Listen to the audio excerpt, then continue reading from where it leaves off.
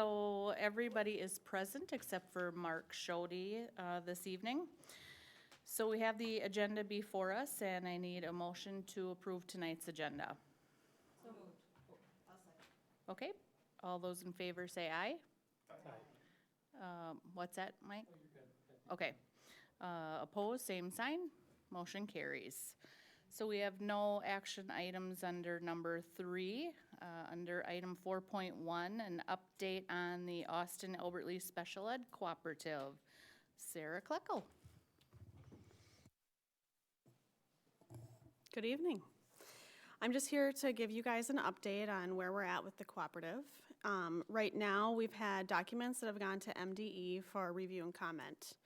What review and comment is, it's required regarding the construction process. And once we have a positive review and comment, we will be bringing a resolution to the board for approval, and that's for issuance of the bonds. Things they look at during the review and comment are the projected budget, staffing, our student counts, the space itself. So we did provide them a layout of the building and the proposed classrooms, and what the program, the students that it serves, and what that entity is going to be doing. Once that's completed, then the building purchase will also be finalized with approval. Another update is we are having user groups, and what that is we meet as a small group every 3 weeks to review what the architects have done and changes they've made.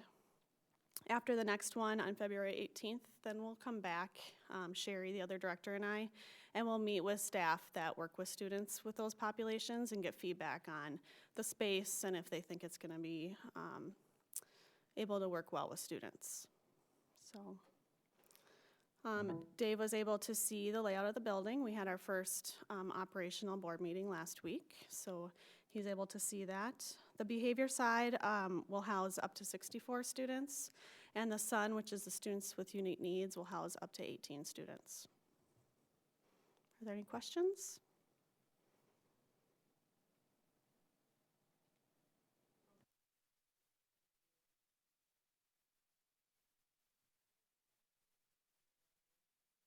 An update on the John Baylor Prep Act overview. Kathy Niebor.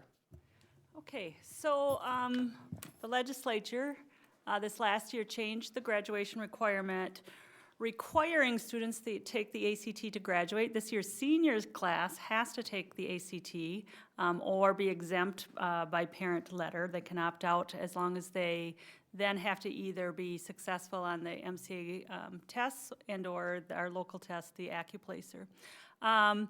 Last spring they changed that, so this year's juniors, the class of 2017, has to be provided the opportunity to participate in a district-provided college entrance exam in grade 11. Also, if we had any seniors who did not take the statewide test last year, we have to offer that to them again during the school day, and the district chooses the exam. So our district has chosen the ACT with writing, so we will be taking it statewide on April 19th. The informational meeting was scheduled for tomorrow night, has already been rescheduled for the 10th? For the 10th, for all juniors, parents, and guardians. To prepare for the ACT, one of the things that we've talked about really the last couple of years is what a successful composite score on the ACT means for our students. And we know that more and more it is one of the top 4 criteria that schools use for scholarship as well as entrance. And so as you know, our ACT score, although above the national average, has been below the state average. And we've had a prep course in the district running through community education. And have decided this year to take a look at John Baylor Prep, which is a organization actually out of Omaha, but they are, several school districts in the state of Minnesota are using them. If you remember Dr. Espy, Julie Espy, she was at Austin for a while. She's now at Princeton as a superintendent. In her school district, she actually is in some of the promotional videos for John Baylor Prep. And they've really promoted their course. So we are offering it for all juniors a couple of different ways this year. First, as a full prep course from 7 to 7:50 a.m., Monday, Tuesdays, Thursdays, and Fridays, starting February 29th up to April 18th. Bill Wheatman is going to be offering that course. You use the course videos, and they have a packet. We're hoping that, give or take, around 30 students participate. John Baylor says you really have to attend under that kind of scheme 20 of the 24 to get the most out of the course. However, students will also have access to the course at home. We know that we have some students involved with music, athletics, and other things in the morning. So should they not be able to attend, they can also access the materials at home. We also have given access to all the high school math, English, and science teachers, as well as 2 special education teachers, to take a look at the materials. How can we use that in our regular classroom during the day? One of the pieces that John Baylor Prep really pushes is grammar, and they really focus on some, I believe it's almost half of the lessons are English and reading related, and they really spend a lot of time on grammar, and kids who do well on grammar do well on the ACT. One of the pieces I was checking out, the U of M, the ACT test scores for scholarships, as well as some of the MnSCU schools, Mankato, Winona. If you can go from a 24 to a 25 or a 25 to a 27, it can mean $500 in scholarship money. And John Baylor Prep proposes that kids can raise their scores anywhere from 2 to 6 points. So we have the teachers have access to the materials. I know the math department has taken a look at some of the materials. How can they implement it during their courses during the day? Certainly maybe not the full 42-minute video, but pieces of it. And how can we then use it next year, maybe moving forward for every student and not offer it as a morning course? So Ashley's got it keyed up a little bit here. And so this is what the students will see. And so if you scroll over to the side, you'll see where it says ACT Prep content, and it is very quick moving. So if you click on where it says ACT Prep sessions, these are the sessions that Bill will be covering in the morning with students, and it will be a session. So if we click on the first one, and then there's homework as well. And so there'll be a video and a homework day. And it's very, there's a lot of videos, and it's a very dynamic. It moves pretty quickly. The cool thing is, though, kids can go home and rewatch the videos, and Kathy Nelson in the district office prepared all the packets, so we have packets ready to go for students, so they will be able to take materials home. They have 3 full ACT Prep ACT former tests that they can practice on. They can take the tests online, which then allow us to see the results fairly quickly. They also have alternative tests for students to take. Look at there, West Side class canceled. So if you go down a little bit, it says... John Baylor. John Baylor Test Prep. Yeah, he's all over the place.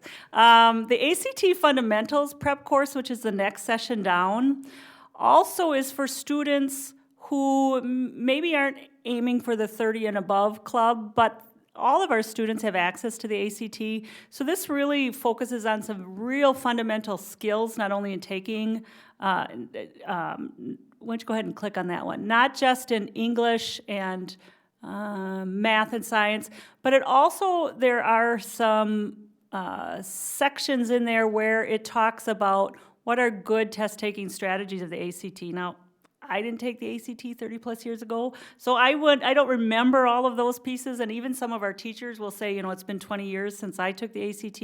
So it really reviews, so at, 2 minutes left, you need to go through and fill out the bubbles, and here's some good strategies for doing that. And so the hope is that all of the ACT prep course with some additional opportunities for students will be offered in the morning, and then some of those courses or pieces could also be offered during the day, and the teachers are just being asked, take a look at it, no pressure here. If you think this is going to be of value, I know last year in talking with the math teachers, they do offer some prep, but they were excited that this looked very different maybe than some of the pieces they had used before. So, and if we have students who say, you know, I can't make any of those, can I have a log on? We'll be able to do that for those students as well. So we have all of the, like I said, all the math, science, and English teachers at the high school have access, and then 2 of our special ed teachers who work with our students in some pull-out classrooms. So, questions? Well, we can't really call it 0 hour, but it is before school. And the reason we don't really have a 0 hour here, you as a board and we as a high school have not adopted that. And so, I mean, technically it's a prep course before school. You know, we talked about offering credit for it, but that'd be pretty tough to do since we don't really have a 0 hour and we don't have that in our student management system to offer, so. Sure. Are there any transportation opportunities for students who aren't able to make it that way? Yeah, that's a good question. At this point, we don't have a bus that runs that early. However, if, as Mark can testify behind me, students do arrive at school at sometimes we do have some early risers. But the other piece is we do also have a tutoring after school 2 nights a week, and that does have busing at 4 o'clock. So if students did want to stay after school, they could work with, we have Brian Bellotti, Wendy Kessler, Amanda Lester, and Diane Meza. Those are our 4, and that's not credit recovery, that's just tutoring after school. So that will be another piece that Bill will add to his discussion to talk with teachers about, so. It'll look a little different, but that option would be there. Any Yeah. other questions? Show them a video. Go back to the screen. And go to ACT prep session. Hi, I'm John. Hi, I'm John Baylor. And Yeah. John Baylor. And go to section 1 English. And then scroll, there you go. And then see if you can turn the.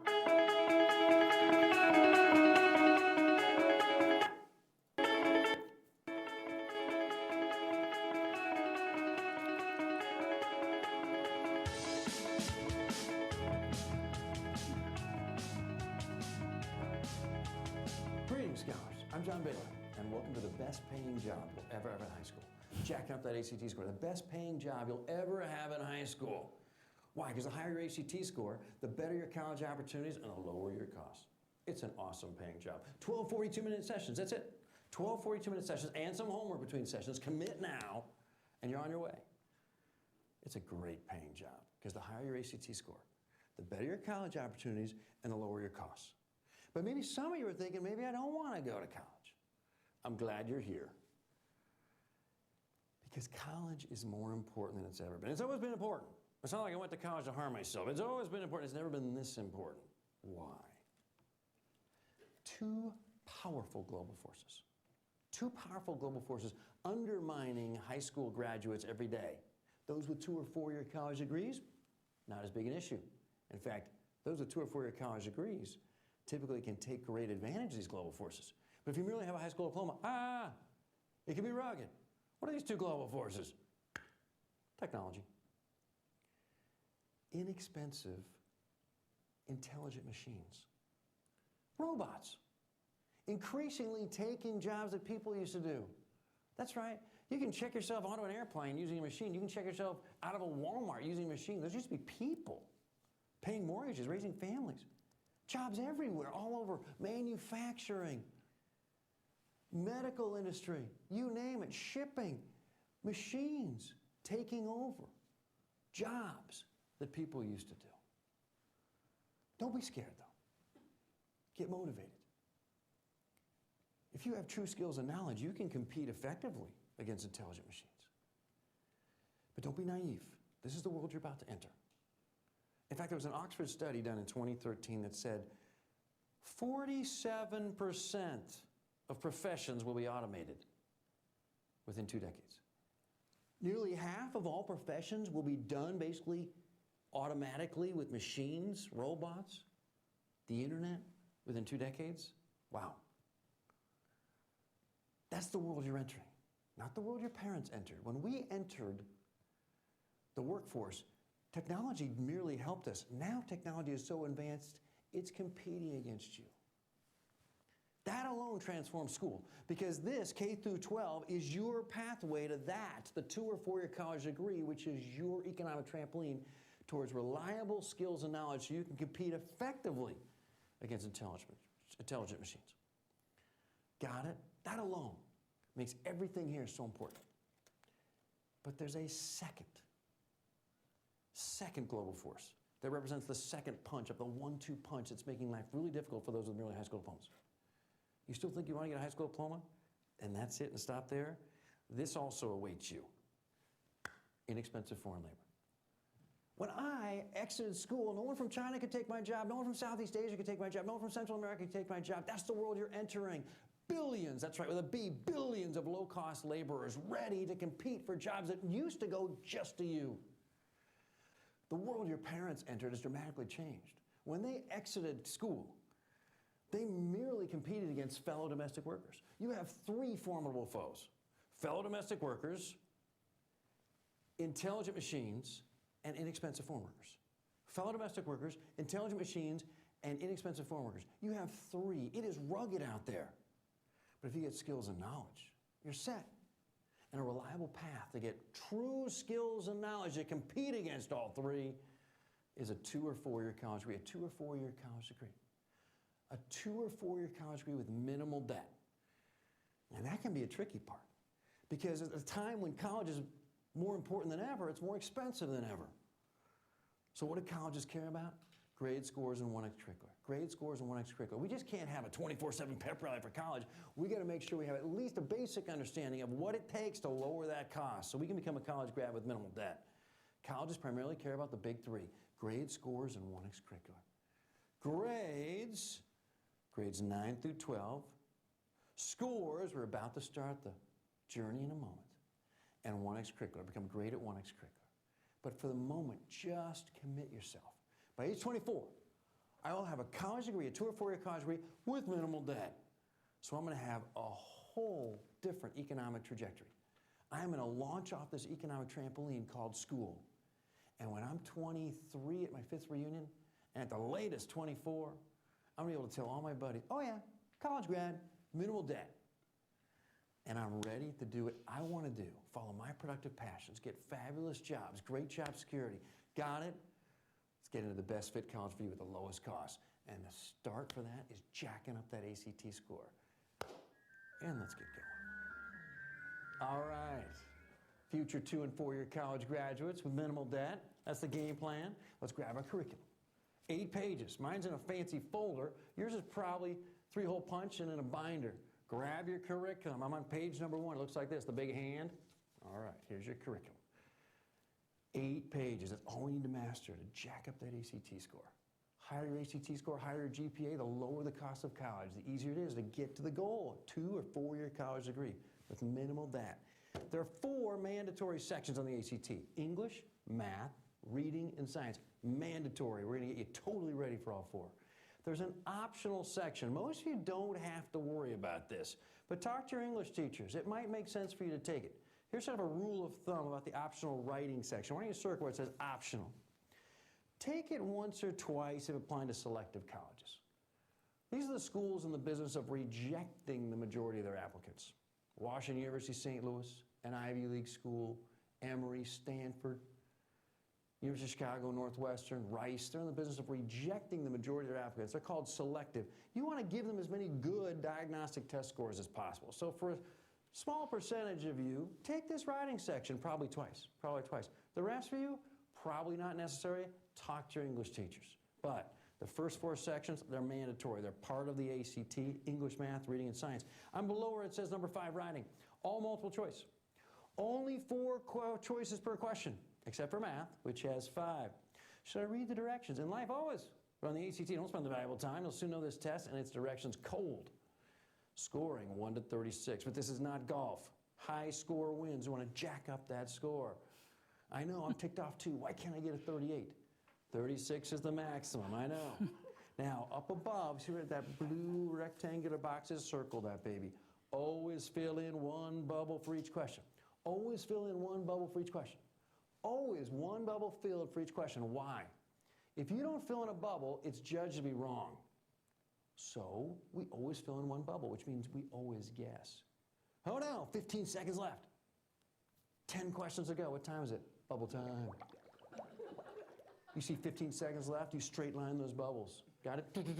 One bubble filled per question. Now, how do you know when there's 15 seconds left? They only tell you when there's 5 minutes to go. So when you hear 5 minutes, you check your watch, which has a seconds hand. You turn to the last page of that section. You write down the exact second, your end time, 5 minutes hence. You go back to where you were and you keep working. And you keep checking your watch. And when you get down to 15 seconds, what time is it? Bubble time. You just straight line those bubbles with 15 seconds left. Why? We want one bubble filled for each question. 5 minutes. 15 seconds left. Straight line those bubbles. Got it? Go to the bubble sheet and go straight down. One bubble filled per question before time is up. Over to the right there, there's a orangish box. When should I take the ACT? Take the ACT at least twice junior year and twice senior fall. Without a calculator, that's 4 times total. The December ACT senior year is typically the final one colleges will consider for admissions and financial aid. So December senior year is usually it for getting in and getting money. So circle 4. I would be sure junior year to take it February or April, you choose. Circle June. Everyone should take that June test junior year. Why? It's usually a very unstressful time of the year. The other tests are given in October, September. You got a lot going on there. June, school's been out probably for a couple weeks. So the moment finals are over, boom, you and your study partner get together, take the course again. Watch key components of the course. Watch all the additional math prep. Unless it's horrible. You will learn to love GR1. Grammar Rule 1. Grammar Rule 2, put a check next to it. Honor that commas. When you hit a comma, I want you to exaggerate the pause and the inflection change. When you hit a comma, honor it by exaggerating the pause and the inflection change. Bob, my brother, is nice. First comma, big pause, down an octave. Second comma, big pause, back up. We're thinking, I'm not talking out loud. I know. Next best thing. I need you to loudly vocalize in your head when you take the English section. So when you hit a comma, you exaggerate the pause and the inflection change. Not just your eyes, but also your ears are engaged because you're loudly vocalizing in your head. Both senses can help reveal to you right and wrong answers. When you hit a comma, exaggerate the pause and the inflection change. This baby's a comma fest. So we got to make sure in our head we're exaggerating the pause and the inflection change. And we can see exactly when we need the comma and when we shouldn't need one. Grammar Rule 3. A full sentence has 3 components. A full sentence has 3 components. A subject, a thing. A verb, run, walk, talk, flap, wave, pray, dig, see. A verb, a subject and a verb. And what's the third? Circle it, a complete thought. A complete thought. A full sentence has 3 components. A subject, a verb, and a complete thought. What's a complete thought? It's a collection of words that's fully understandable. A collection of words that's fully understandable is a complete thought. Bob went to the store. Sally is my friend. That's a complete thought. And only then can it be a full sentence, meaning it's followed by a period, exclamation point, colon or semicolon. More on that in a second. A full sentence is always a complete thought. Eddie ran to the store. Sally has my car. Joey is nice. When you have a collection of words that's fully understandable, that's a complete thought. And only then do you have a full sentence. Only then can you have a period, exclamation point, colon or semicolon. More on that in a second. We're always thinking subject, verb, subject, predicate. But basically, if you have a complete thought, a collection of words that's fully understandable, then you have a full sentence. Now, a collection of words that's fully understandable could be any number of words. It could be a single word. Run, that's a complete thought. You know what to do. Help, that's a complete thought. You know what to do. It's fully understandable. Now, by the way, what's the subject of those sentences? Run, help. You understood. We don't say the word, you help me. We just say help. And the subject is you understood. So you can have single word complete thoughts. You also can have 2-word complete thoughts. Bobby ran, Eddie walked. Got it? But you also can have 11 words of gibberish. Number of words is irrelevant. It's whether the collection of words is fully understandable. Now, how are you sure? If you're not certain whether a collection of words is fully understandable, and thus could be a standalone complete thought and full sentence, pretend somebody walks up to you and says those words and walks away. And if your reaction is, okay, it's a complete thought. If you're like, huh? Incomplete thought. The guy in the red jacket. Incomplete thought, right? But the guy in the red jacket's really nice. Complete thought. Collection of words is fully understandable. Then you have a full sentence. And only then can you have a period, exclamation point, colon or semicolon. More on that in a second. We're going to skip to grammar rule number 6. Grammar rule number 6. It's an easy one. Apostrophes, you know this, show possession. Apostrophe, show possession. Put a check next to GR6. You got one owner, apostrophe S. Two or more owners, S apostrophe. One owner, apostrophe S. Two or more, S apostrophe. One boy's dreams, apostrophe S. Two boys' dream, S apostrophe. One owner, apostrophe S. Two or more owners, S apostrophe. You know that. Let's go to grammar rule 6, C as in Charles. Men's, women's, children's, and peoples are always apostrophe S. Circle. Grammar rule 6, C. Men's, women's, children's, peoples, always apostrophe S. The men's locker room. The women's vote. The people's choice. The children's playground. Always apostrophe S. Men's, women's, children's, peoples. Grammar rule 7, contractions. When you have a contraction, always say both words. You'll never miss that one contraction question on the There's ACT. 22 rules of grammar. And the 22 rules of grammar are what are tested on the ACT. So you go through the video and you learn his 22 rules of grammar, and there's homework sheets that go with it. And interestingly enough, from the people we've talked to, I met with the superintendent in Princeton a couple months ago, and the data they show, grammar is the score that increases the most on the ACT from this program. Because I think a lot of schools in today's world don't emphasize as much the grammar rules. And so I think Julie Espy saw an increase, school average increase was, I think it was close to 3 points for the district from doing this. And they've incorporated this into a junior class, so all the juniors get this class during the school day. So we're trying something a little different and experimenting with it to see how it goes. But, so anyhow, he's kind of a cornball. Does he ever write on the chalkboard? No, I don't think so. And Bill, Bill Wheatman has been teaching the ACT course that we've had through Community Ed for a number of years, and he's watched this, and this is considerably better than what we've been doing. So, and the other nice part is, and I met with the music teachers, and they were concerned about the before school, but we'll give kids log-ons, and they can do it at home, and if they're self-motivated, you know, we should see some good successes. Okay. What have been the numbers just generally of kids who participated through community ed over recent years? That's a good point. I'm not sure what those numbers are. No. Yeah. They're fairly low. You know, I'm a handful of kids. I remember my daughter took it last spring, and I went and briefly walked into one of the classes, and maybe 6, 8 kids in the room. Yeah, I think they have to have 15 for it to go, you know, but I think there used to be 4 sessions. Is that right? 4 couple-hour sessions, so. Any other questions or comments? All right, good, thank you. Okay, sure. And then item 4.3, also Kathy, high school curriculum and course update. So this are just a few things Mark and I have been working on. In addition to reviewing the graduation requirement policy, which will be coming forward here shortly, with the change, for instance, of the testing, the ACT, what we have currently in our graduation policy is that students take a PE course to graduate. And Albert Lee High School has traditionally offered it in PE 9. The last couple of years, as we add things like 4 years of music, 4 years of foreign language, 4 years of Project Lead the Way, it really becomes difficult for students to fit in physical education, that physical education requirement in 9th grade.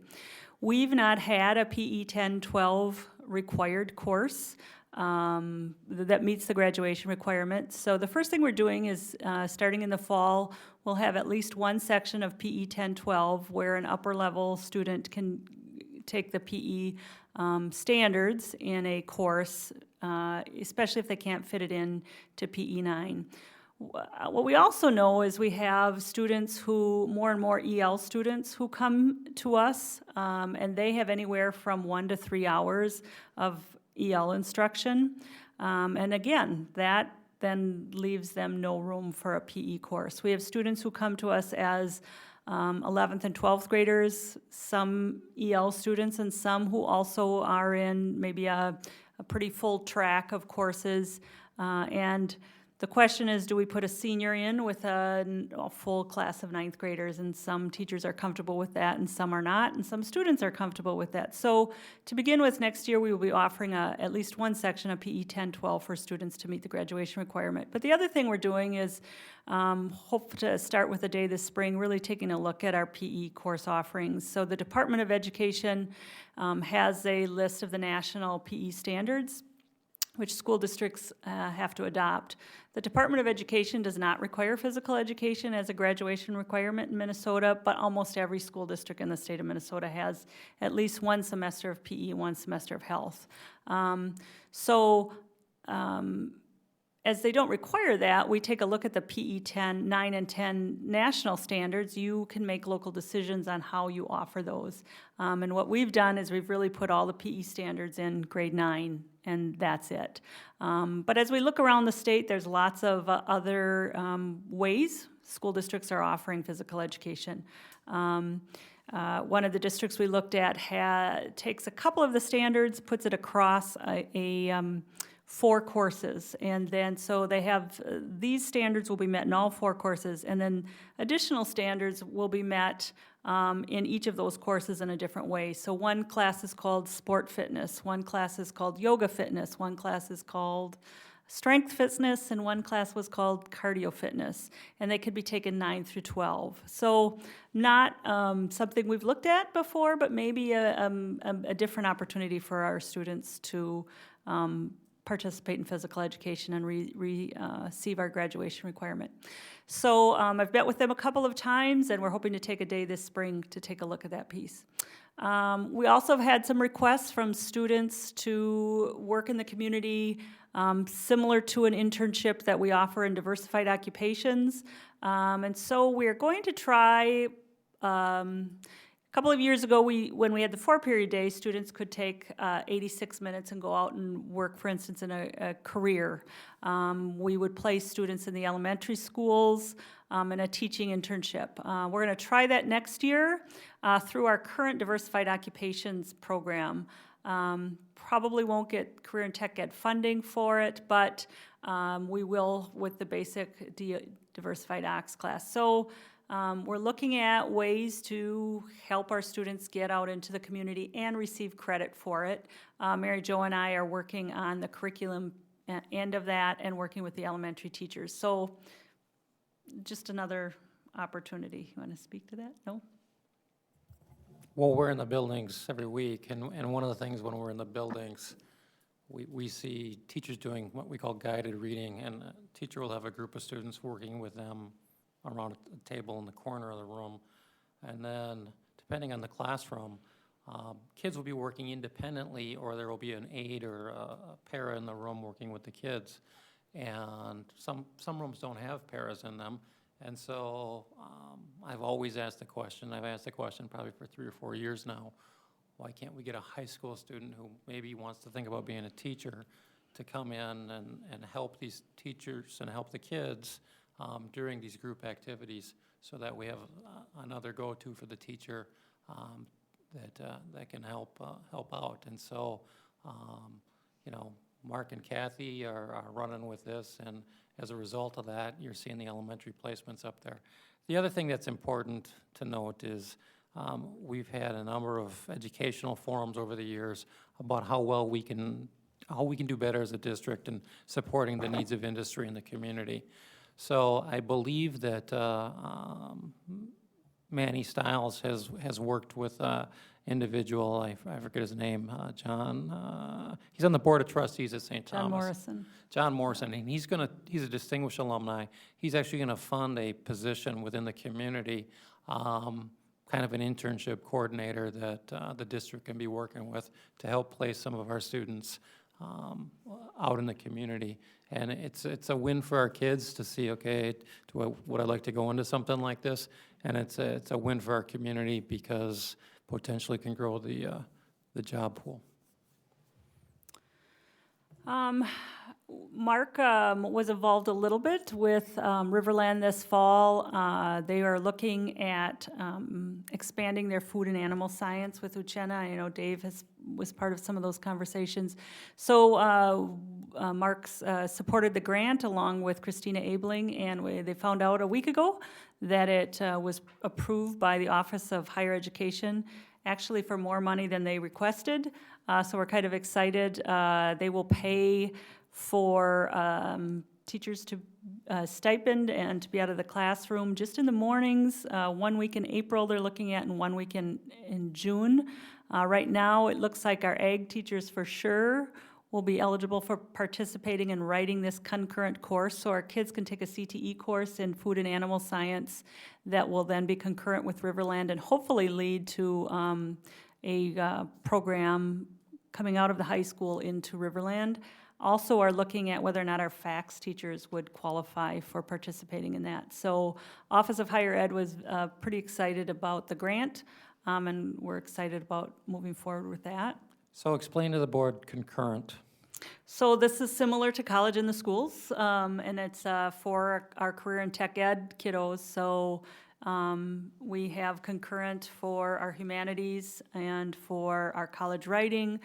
So this is concurrent with Riverland with a CTE credit. So the students, maybe if they're in a 1 or 2 year certificate program at Riverland, they would get the Riverland credit just like we do now, only it would be in a CTE course. So these would be in food and animal science.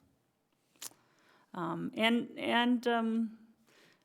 been to a couple of, Tanya and I attended a meeting in the cities with the ALC folks from Austin and Owatonna, really looking at how do we offer CTE courses to our ALC students. And there's always some hurdles. There's one program in the metro that's pretty outstanding.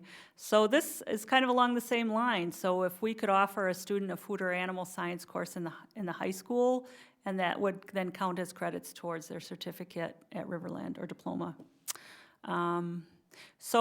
Hoping to have those up and running, at least one concurrent course by the fall of 2017. We also are going to be offering an AP Language and Comp class next fall, and I'm going to show you kind of how our English offerings look now and how they'll change a little bit. That will bring all 4 of our core courses up to having at least one AP class. And then the math department also is tentatively looking at a college algebra elective for grades 11 and 12. Right now, our options for students after they take Algebra 2 really are the pre-calc and the calc, or stats and trig. And what we're hearing more and more is that our kids who maybe aren't on that calc class really would like a little bit more algebra, because most of them need algebra in either a 1, 2, or 4 year program. And so the high school math teachers are looking at a college algebra elective beyond Algebra 2. So, went too fast. So this is a little hard to read, but this is our proposed English course offerings, 8-12. For the first year, this first time we now offer Academy English 8 and 9. We also offer Advanced English 8, 9, and 10. And then the middle track, which was English, the middle roll there, English 8, 9, and 10, is really what we've had up until this year. And what we're proposing then is that what our English teachers are telling us is that we have a small group, maybe 15 or so ninth graders, who really could move beyond what we currently have in Advanced English 10. And so those students down at the bottom, we'll say new, will have the opportunity to take either as a 10th, 11th, or 12th grader AP Language. They could also then still take the American Humanities and Western Humanities. The Western Humanities is our college in the schools academic course. So it really gives students 3 opportunities to take some college level courses there. If they didn't want to, they still could take our current English 11 and 12. But it would open up some opportunities. One of the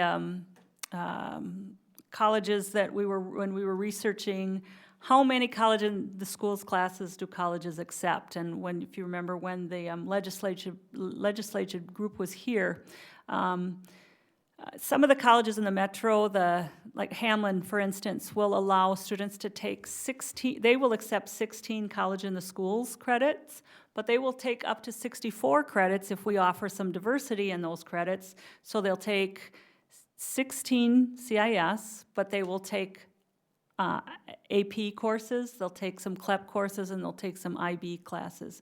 So for our students who have lots of CIS credits, not every college is going to take them. When we give some AP options to them, it really opens up some opportunities for those colleges that want some diversity in those credits. We don't have that as a college in the schools, even though some area schools offer AP Language and Comp also as a college in the schools, because our 10th graders can't take it as a CIS class because they can only take a CTE course as a 10th grader according to statute. So it really, if we make it a CIS class, it really eliminates our 10th graders from taking that class. So really expands some options for our kids. We still have the electives on the side there. We have the college in the schools writing college papers. And one of the things the English department has said is, once we're a year into this, we'll take a look at some of those electives and maybe fold some of those a little differently. So this is just kind of a change in how we're doing English. The hope, of course, is once that Academy English kind of takes off with our students and we bring them all up, that maybe Academy English doesn't exist at the 9th grade at some point. Maybe those kids fold in to our regular ed classes. But it may take some time as we move that forward. So this is where we're going next year for English. Any kind of questions on that? We are hoping to send 1, if not more, teachers to the AP Institute this summer. So, okay, I'll let you advance. And the last piece, which it's kind of, I probably am the only one excited about this, but we have belonged to the Riverland Perkins Consortium, and as I've kind of reported before, it really hasn't functioned as well as I think it could have, and we were cited by MDE as not functioning well. The consortium has not functioned well. Correct, right? And it's, 3 bigs, Austin, Albert Lee, and Owatonna, and then 5 smalls, Glenville, Southland, Lyle, Leroy, and Hayfield, I think. So we had our first, our first after reorganizing big group meeting on January 27th, and it's headed up by the superintendent from Leroy, Jeff Sampson. Did an excellent job. Al Hauge, who's a retired MDE staffer, has really worked hard as our secondary coordinator, putting together a website, lots of information. He and Lori Jensen from Riverland are organizing 3 half-days for all 8 schools, CTE teachers and counselors, to talk a little bit more about how to be more effective as a college CTE teacher and as a consortium, inviting our counselors. Riverland has really struggled with the 8th grade tour. They like it, but it just hasn't been very successful. And everybody likes it, but they can't support it. So instead, Riverland is working with DEED to offer a career expo for all 8th graders in all 8 of our schools on April 28th. So this will look very different. It will be offered in Austin. The busing will be paid through the Perkins Consortium. All 8th graders will have the opportunity to explore at some point during the day. Not everybody will be there at the same time. What I think is really cool is some of the ideas that came up this last time. So every year, not everybody spends all their Perkins funds and it goes back to the state and then they reallocate it. So by January, you find out how much your consortium gets reallocated. And nobody ever plans on that because you don't know what you're gonna get. But what we did last fall is we talked about what are the needs of individual schools and the consortium as a whole. And one of them was the 8th grade tour, or now the Career Expo. But Leroy and Lyle have been trying to work together to build a CNA lab. They've heard about Albert Lee's program. They've heard about what the Austin kids can get if they do PSEO in Austin. And so they went to their community and they set aside, they took the carpentry lab and they are rebuilding it into a CNA lab, but they ran short $15,000 to get the program up and running. So with our reallocated funds, the secondary had just under $5,000, and the post-secondary had just under $9,000. We were able to take the secondary $5,000 and say, we're gonna support consortium-wide this CNA program. And post-secondary is going to offer $5,000, and they're going to go back to their local communities and get the rest. And so kind of a neat way to support each other as a group through that CNA lab in Leroy and Lyle. We also heard about the Austin program where they have a very high percentage of their seniors who complete the FAFSA. And I just actually got a really nice email back from Carla Conrad this morning from Austin.